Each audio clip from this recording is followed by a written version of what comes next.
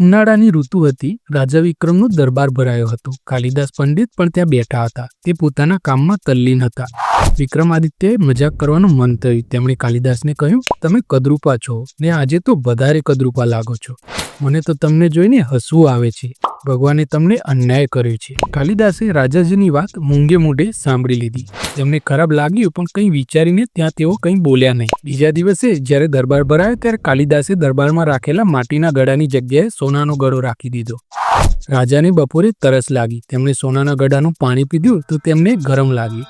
રાજા ગુસ્સે થઈને બોલ્યા, કાલે અહીંથી માટીનો ગળો ક્યાં લઈ લીધો છે? એને એટલી પણ ખબર નથી પડતી કે સોનાના ગળામાં પાણી ઠંડુ રહેતું નથી. કાલિદાસ હાથ જોડીને બોલ્યા, માફ કરો મહારાજ, એ માટીનો ગળો લઈને મેં જ સોનાનો ગળો રાખ્યો હતો. મને થયું કે રાજાને સુંદર વસ્તુ જ ગમે છે. માટીનો ગળો સોનાના ગળા જેટલો સુંદર લાગતો નથી.